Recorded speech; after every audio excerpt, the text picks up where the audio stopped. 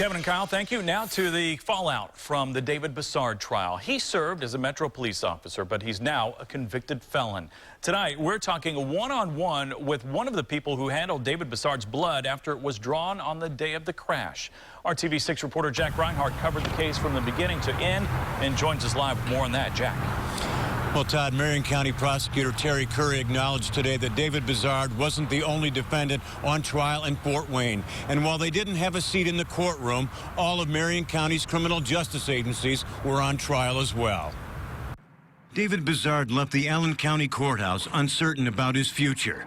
He had emerged from a lengthy, complex, and murky legal process where the investigation and the handling of the case was on trial as much as Bisard himself. At some point, I think Officer Bisard had become the villain in all of this, and clearly he was the criminal defendant.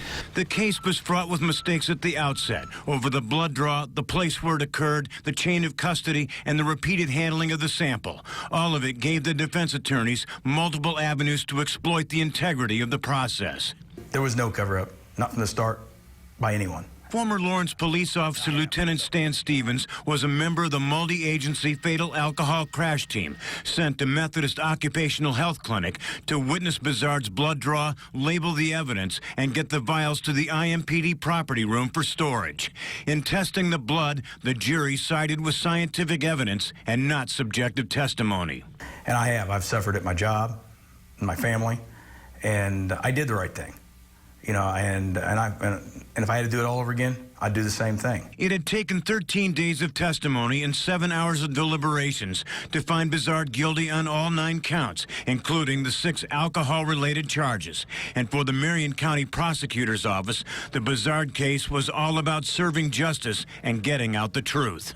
We certainly hoped, absolutely hoped, that as a byproduct of that, we could help restore trust and confidence in our office, and by association, trust and confidence in our police department, which clearly has been tainted by what's occurred in the course of this case. Curry said that one of his chief aims in trying this case was to restore faith in the system on the part of the Wells family, Kurt Weekly and Mary Mills. And once the jury announced its verdict, Curry believed that he had accomplished his mission because the victim said justice had been served. Live in Indianapolis, Jack Rinehart, RTV6.